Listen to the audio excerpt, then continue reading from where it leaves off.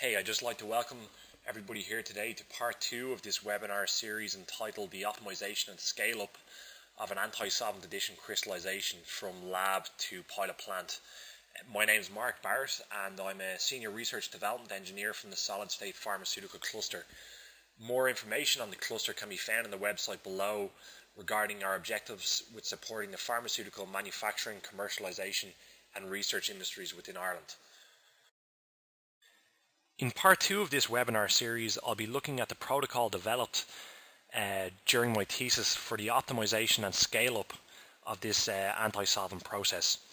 So this is work produced during my time as a PhD student at the UCD Crystallization Research Group.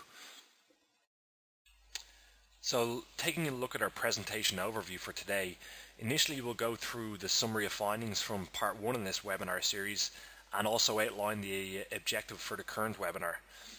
Then we'll go through some experimental and CFD case studies, initially in a scaled-down environment where we use lab experiments to assess plant or pilot plant performance, then on to 2 litre and finally 100 litre experimental and CFD results. And finally we'll conclude with some webinar conclusions. So let's take a look at the summary of findings from webinar 1 and our current objectives for this webinar. So looking at the key findings from webinar 1. So we had shown that we could use CFD through the favourable contoured plots of turbulent kinetic energy and micromixing to derive an optimal above surface anti-solvent addition point. So this allowed supersaturation accumulation to be minimized at the anti-solvent feed point, and this in turn through experimental results prevented premature, excessive and secondary nucleation of the solute. And from what we observed with FBRM and PVM analysis, this notably reduces our optimized chord length distribution when we add in a region that is poorly mixed. So again, we want to take this information and knowledge to our scale down and scale up experiments. Secondly, we also use CFD to predict the necessary feed pipe diameter to ensure supersaturation dispersion, which we found to be dictated by mesomixing, is the same at all scales, be it in a scale down laboratory experiment or in the pilot plant. So this was really essential to prevent the agglomeration of the solute, which we have found to be really important, and PVM and FBRM analysis certainly heightened our understanding of this, and also it minimizes solute nucleation. So again, we want to combine that with favorable feed point locations to aid in the characterization and optimization of this process. And then thirdly, we want to take advantage of the favorable growth characteristics observed from squared power law addition profiles. So simply that's a slow addition at the start, which facilitates a small metastable zone with so low nucleation, and then a ramped or higher addition at the end to prompt more particulate growth. So again, yeah, I say this again here, we want to maximize our product growth in poorly mixed environments. So the objective of this webinar is to combine the PAT and CFD knowledge outlined above from the development and optimization of this crystallization process to facilitate a knowledge-based scale-up strategy. So we want to try avoid this sort of trial and error and really base our scale-up on quantitative PAT and CFD knowledge.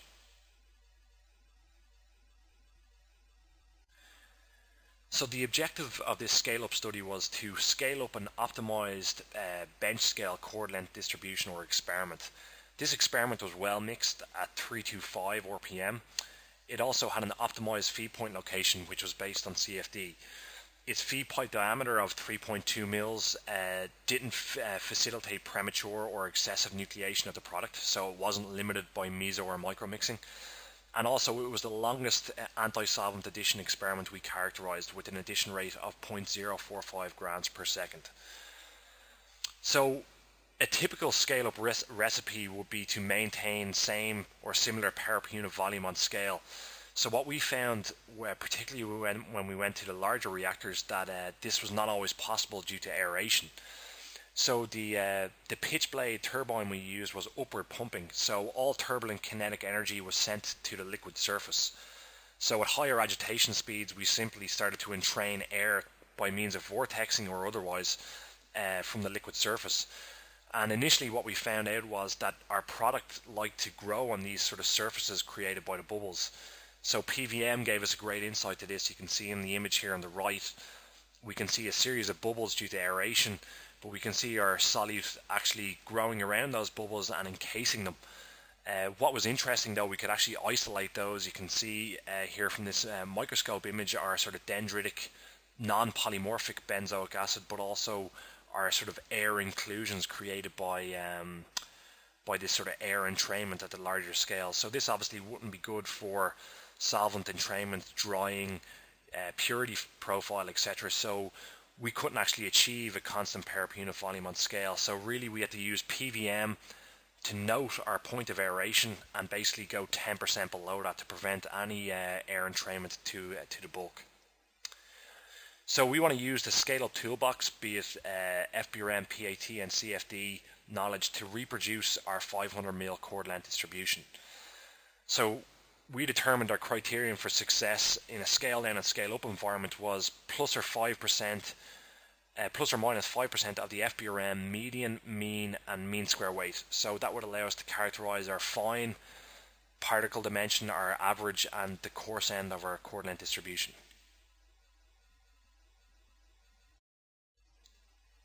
So just back to our presentation overview, we're now going to take a look at some scale down experiments using lab experiments to assess plant performance. So prior to showing any experimental or CFD results, I just want to reintroduce this slide from part 1 in this webinar series explaining the different scales of mixing, as I'll continually refer to them throughout this webinar. So at the global scale of the tank, we have our macro mixing or our blend time, which may be 15 or 20 seconds in the plant and 1 second in the lab. We then have our intermediate scale of mixing, mesomixing, which allows, from what we've seen in part 1, to characterize our supersaturation dispersion time from our feed pipe. And then at the fine scale of mixing, we have micro mixing. So we showed previously that, and throughout the literature, that mixing and these timescales can affect your growth nucleation kinetics, your nucleation point, so your metastable zone width, your polymorphic form, reaction and heat transfer, and also agglomeration, which we identified to be really affected by these turbulent mixing timescales. So again, just refreshing our memory with these timescales, as I'll just refer to them throughout this webinar. So assessing plant experiments in the lab. So I'll just open with a statement here trying to explain the overall goal. So we would like to try to mimic the global blend time. So that's maybe, I think, 10 seconds in the pilot plant. So our macro mixing is 10 seconds in the pilot plant, while maintaining sufficient solid suspension so particulate nucleation is not unrealistically exacerbated. So that may seem like a real complex statement, and I suppose it sort of is, but I tried to explain it a bit more here by introducing some CFD contour plots. So shown here on the left is our 500 ml crystallization vessel we use for our scale down experiments, and we characterize it here at 28 RPM. So that's that basically maintains this sort of 10-second blend time observed in the pilot plant, but in a laboratory vessel. But as we can see in this CFD contour plot, we do not maintain solid suspension, so we get excessive segregation, so all our product basically settles out.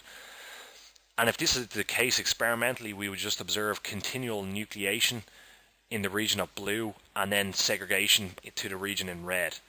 So again, this probably won't characterize what actually happens in our pilot plant or production vessels effectively. So essentially we have to make a compromise. So we have to compromise between a sufficiently long blend time, but one that also, an agitation speed that also maintains some solid suspension. So there are particles present in the region in blue which can consume concentration and maybe grow a small bit. Whereas in the example on the left, this would never happen. So what we actually did here was we selected an agitation speed of 170 RPM, so that exacerbates our blend time while not maintaining it, but also gives us adequate solid suspension to try characterize particle nucleation and growth effectively. So I sort of state here in summary that although the pilot plant blend time is not fully mimicked, the increase in the locally dominant mesomixing timescale is. So the increase in this local meso-mixing timescale when the process is scaled up to the pilot plant is actually mimicked in this sort of scale down environment. So we observed in part one of this webinar series that the local mixing timescale is probably more important than the global one.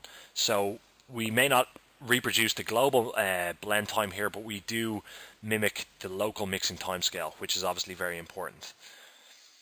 So in this sort of example, it demonstrates the power of CFD in assessing these calculations prior to experimentation. So importantly, this is really a major thing for me when I was carrying out this in my thesis, was that it minimized the number of experiments I had to do to get the right answer, basically. So we want to take this information now at 170 RPM and characterize our PVM and FBRM analysis.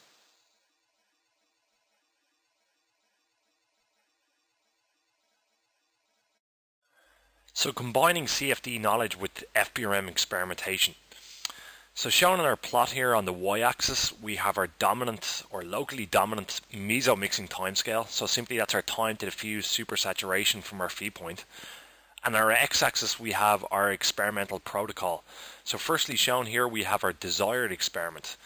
So this is the experiment to be scaled up at an agitation speed of 325 RPM. So our optimized bench scale experiment.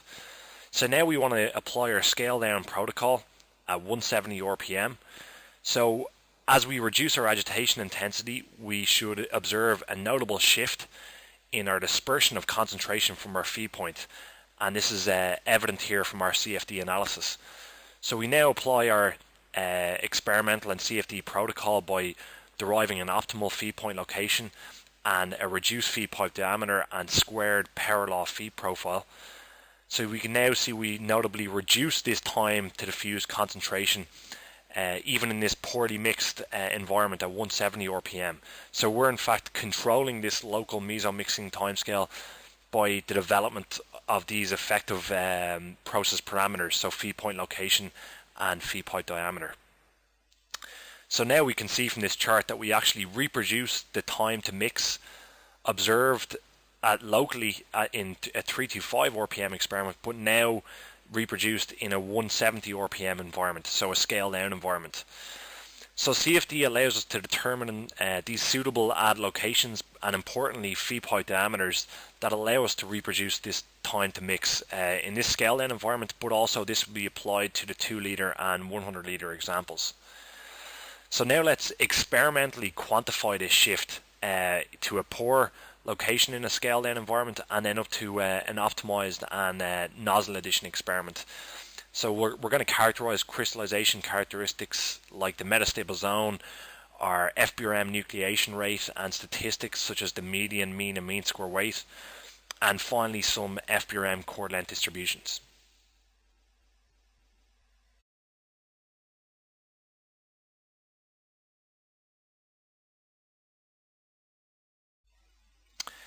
So the impact of the scale down study on the metastable zone width. So on our y-axis here we have our metastable zone width in grams of benzoic acid per gram of ethanol, and in our x-axis we have our experimental method. So firstly shown here we have our desired experiment at 325 RPM.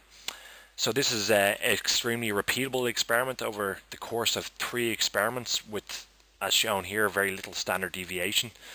So as shown on the previous slide, we have an exacerbation of our time scale when we reduce our mixing intensity to 170 RPM. So this, in fact, as observed in a webinar 1 in the development of this crystallization, induces premature and excessive nucleation of the solute. So we actually nucleate our product prior to crossing the global solubility curve. So now applying our scale down protocol of an optimized feed point location and a reduced feed pipe diameter, we can see now that we can actually maybe not reproduce, but certainly mimic the nucleation behavior observed from an optimized experiment at 325 RPM. So again, I state here that the improved mixing produced from a good feed point location and critically a reduced feed pipe diameter, which allows us to reproduce the meso-mixing timescale, facilitates this shift in nucleation behavior. So now let's characterize our particle dimension, the effect that this shift has on our particle dimension and chord length distribution.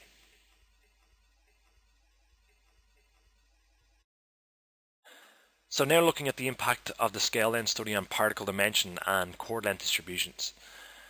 So we can see here in this plot with our FBRM mean square weight, which quantifies the coarse end of our distribution, and our experimental method on the x-axis, we can see the mean square weight of approximately 250 micron produced from our desired experiment. This is the experiment we scaled up. So we now again reduce our agitation intensity to 170 RPM, and because of the excessive premature and secondary nucleation events present with a poor feed point location, we reduce our product's mean square weight. Then we apply our optimum feed point location, and we then apply our reduced feed pipe diameter, and finally the favorable growth characteristics of our squared power law feed profile. So that's a slow addition at the start to a faster addition at the end of the experiment.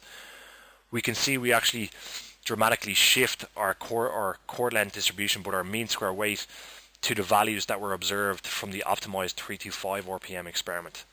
So I state here that an increase in the particle coarse end is evident as turbulent mixing conditions are improved. And again, just restating the fact that by reproducing the optimized value of our mesomixing timescale, it is possible to reproduce chord length distributions even in this poorly mixed environment. So in this case study, we're reducing our mixing intensity by also almost 50%, but we're able to maintain particle dimension by applying this protocol. So obviously, from what we've observed in this environment, it's going to be essential to do the same in scale up, as turbulent mixing will really dramatically shift or change as we go to larger scale vessels.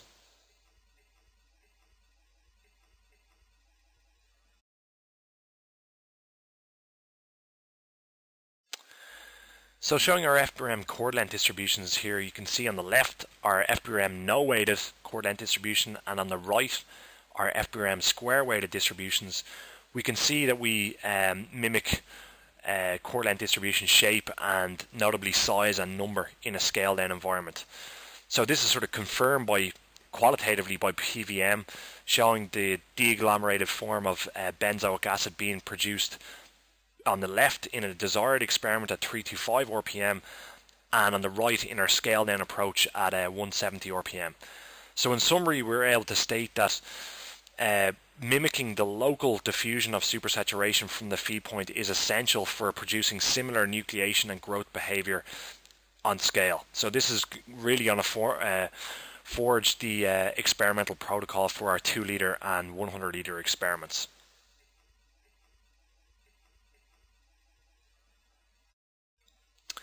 So back to our presentation overview, we're going to jump straight on to some 2 liter experiments. So now looking at 2 liter scale up and optimization, and I call this slide importance of add location. So similarly to webinar 1 and to the scale down section of this webinar, we're going to look at the metastable zone width at the 2 liter scale. So we can see here on the left, our 500 ml desired experiment produces a repeatable nucleation point over the course of 3 experiments.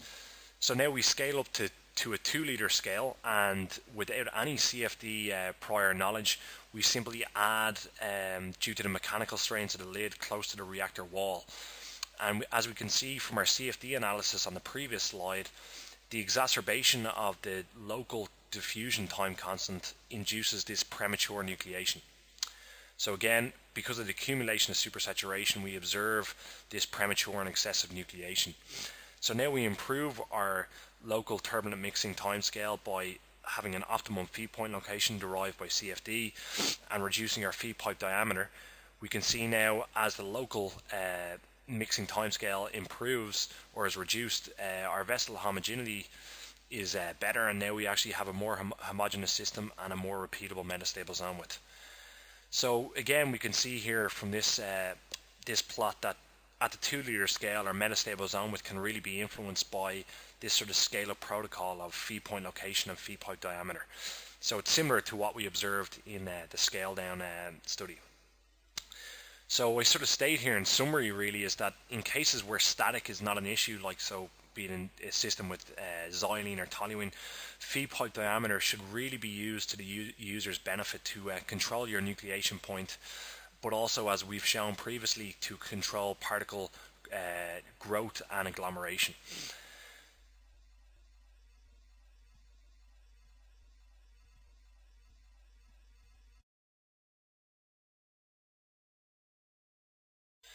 So now looking at some FBRM trends to try really understand the importance of ad location and CFD analysis.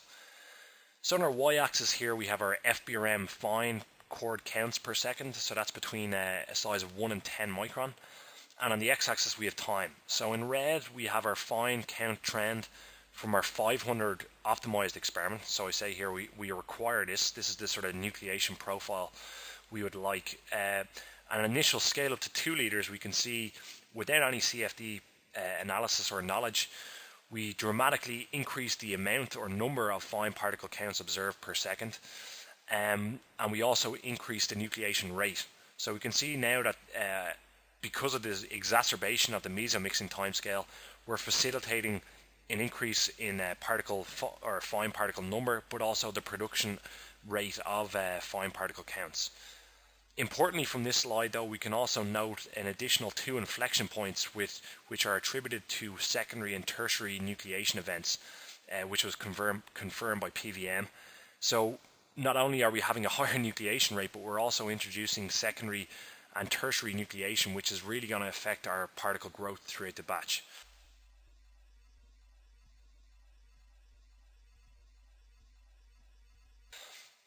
So now we optimize our feed point location through CFD, and you can see immediately one experiment later we produce a similar fine particle count trend over time as observed in a 500 ml crystallization vessel, but at the 2 liter scale. So it really drives home the importance of having or understanding local turbulent mixing, but also deriving an effective optimum feed point. So the optimum feed point minimizes these supersaturation gradients which can control particle nucleation, and it results in similar crystallization characteristics as observed from our derived optimum experiment. So understanding particle growth behavior at the 2 liter scale. So from the previous slide we could see that our nucleation trends could be extremely sporadic when adding at a poor feed point location. So let's try really understand that behavior now by looking at some FBRM statistics over time. So on our y-axis here we have our FBRM mean or average chord length, and on our x-axis we have time. So we saw in the previous slide that these secondary and tertiary nucleation points at a poor feed point location really affected our nucleation pattern over time. So as we can see here, our FBRM mean statistic is also affected by these secondary and tertiary nucleation events, as this sporadically reduces our average chord length. So now by improving or reducing our local turbulent mixing timescale, so enhancing diffusion of supersaturation, we immediately change our trend of our average chord length over time. So our optimum feed point location now importantly continually grows our product throughout the course of the experiment. So then finally we look at our squared power law addition profile. So that's simply a low addition at the start to a high ramped addition towards the end of the experiment, shown here on the right hand side of the slide. We can see here that we actually now notably increase our product mean towards the end of the batch, so we're continually growing product as opposed to nucleating our product sporadically as shown with a poor feed point location. So I can state here now in summary that the improved local mixing conditions minimizes particle nucleation, but importantly when we combine the favorable attributes of a squared power law feed profile with improved local mixing conditions, we can really prompt particle growth throughout the course of our experiment. So again, this is going to be essential when going to larger scale vessels to really try and enhance product growth and minimize product nucleation at sort of pilot plant and manufacturing scales.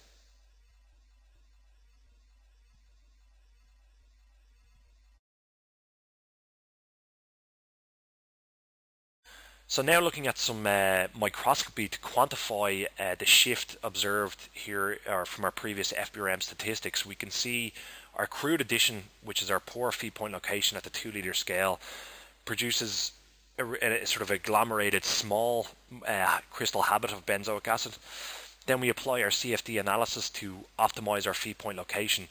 We can see immediately that the sort of increase in particle dimension observed from FBRM mean analysis is shown here in our microscopy slide, with the deagglomerated form of benzoic acid produced, which is much bigger. Then we couple that with squared power law feed profiles, and we again observe a notable increase in our benzoic acid crystal habit. So again, this is just sort of validating the approach that we looked at our scale down and now in our 2 liter scale up environment.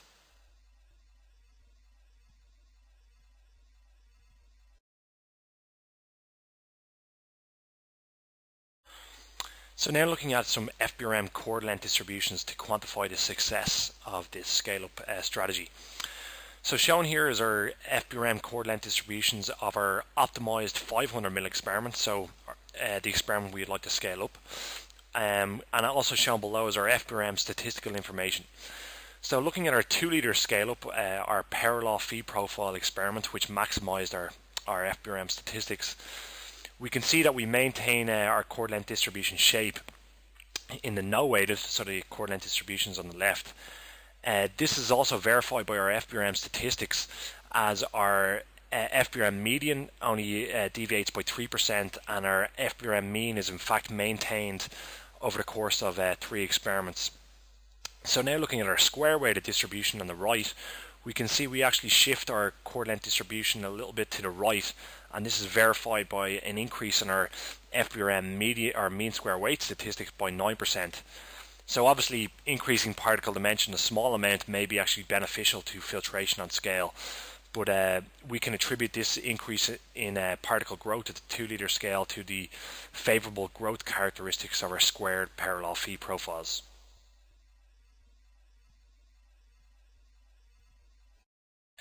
So now back to our presentation overview. We're just going to jump now onto some 100 liter scale-up results. So shown here is our 100 liter experimental setup within the UCD Crystallization Research Group. So we actually made use of FBRM for characterizing particle dimension on scale. We also used mid-IOR or ATIOR, FTIOR, and conductivity to qualitatively describe supersaturation. We had PVM for in situ microscopy for quantifying particle dimension, but also, as we've shown in previous work, the deagglomeration and agglomeration of the solute. We also had torque to verify our power per unit volume measurements, and we also had temperature control. So now using CFD to qualitatively describe dispersion of supersaturation at the pilot scale. So on the left here we have a CFD contoured plot of micromixing. So blue being regions that are very well mixed or low micromixing values, to regions that in green or red which are less well mixed or have higher micromixing values.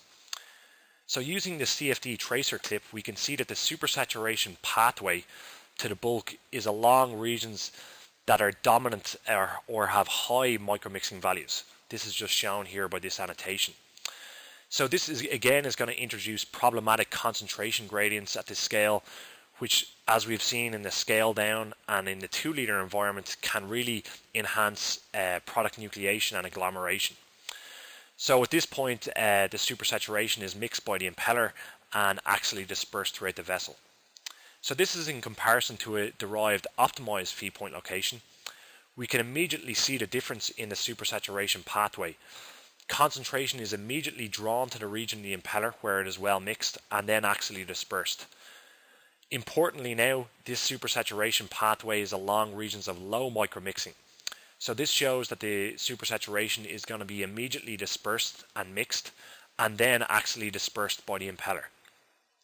So although these feed point locations don't differ much in location, they extremely differ in mixing efficiency. So now we're going to quantify this difference by looking at key crystallization characteristics.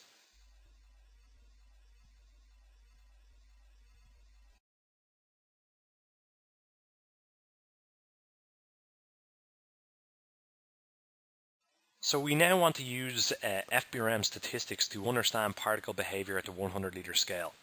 So shown here in the y-axis is our FBRM mean square weight, and on the x-axis is our experimental method.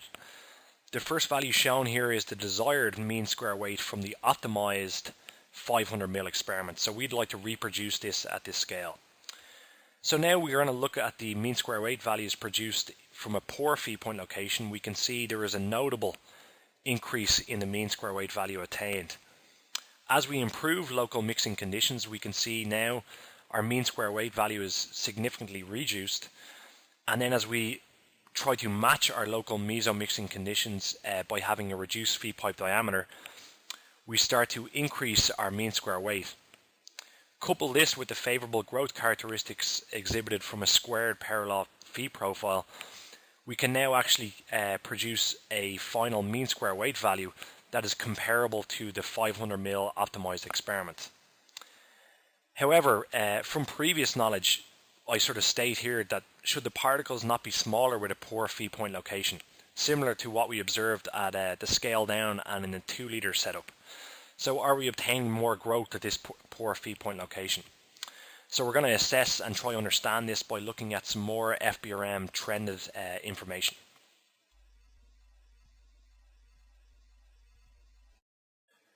We're now going to look at FBRM large chord counts per second on the y-axis, so that's between 100 and 1000 micron.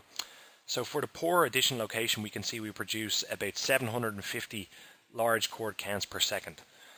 We then derive an optimal feed point location. We start to reduce the number of large chord counts, and again with the reduced feed pipe diameter, with the nozzle experiment, we notably reduce the number of large chord counts produced per second. We now couple this with a squared parallel feed profile, and we can see we actually increase the number of large chord counts observed per second. So in conclusion, this behavior is attributed to the agglomeration of the solute at a poor feed point location, and then the de-agglomeration and growth of the product as turbulent mixing and growth conditions are improved. So this slide is confirmed and verified by PVM. So we can see here with a poor feed point location at the 100 litre scale, we produce large clusters or agglomerated forms or habits of benzoic acid, which would attain large coarse chord lengths. We then improve local mixing conditions, and coupled with nozzle addition, we can see that we immediately produce the de-agglomerated form of benzoic acid, which would account for the notable decrease in large chord counts per second. And then we couple this with parallel feed profile addition. You can see now our particles are much broader and larger in shape. So this confirms the sort of overlaid trends shown previously.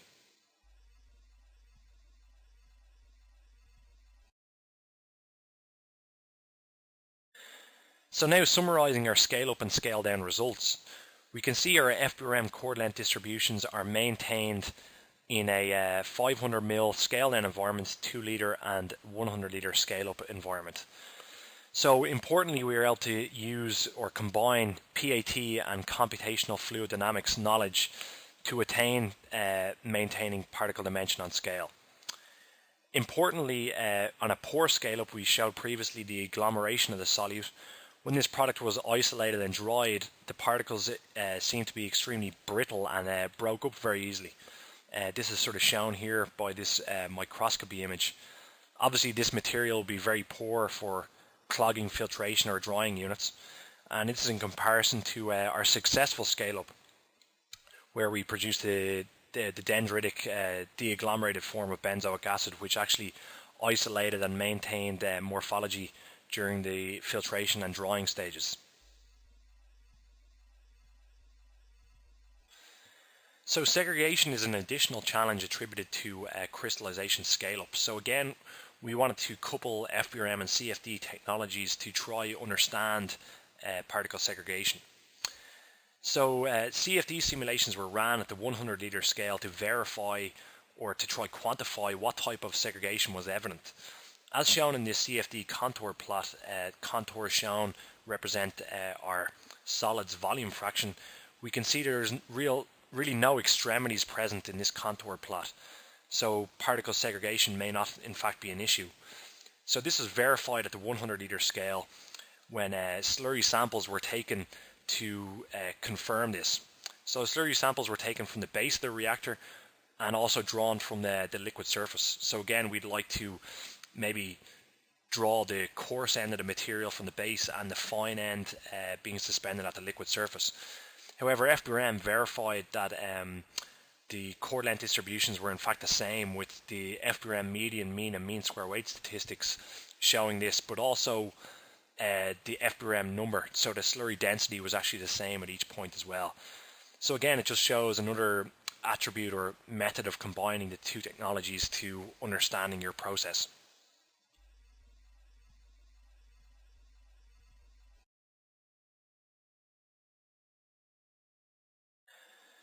So looking at some conclusions from this webinar series, I state here probably an overall conclusion that to gain a quantitative or scientific understanding of scale-up or tech transfer of anti-solvent systems, extensive experimental knowledge gained from PAT technologies such as FBRM, mid-IOR or PVM must be coupled with CFD and turbulent mixing theory.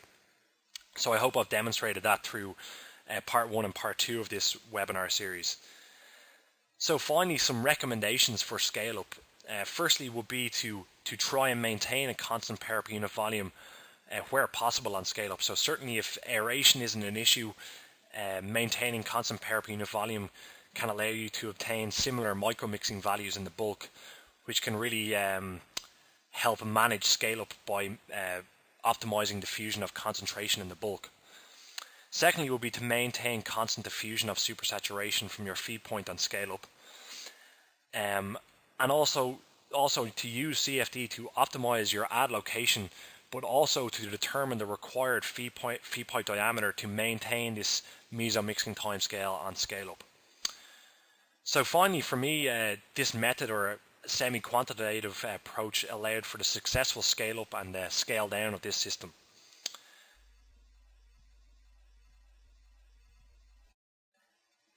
Finally, I'd like to thank you all for your attention, for attending this webinar series. It's been a great opportunity for me to present some of the work from I did in the UCD Crystallization Research Group.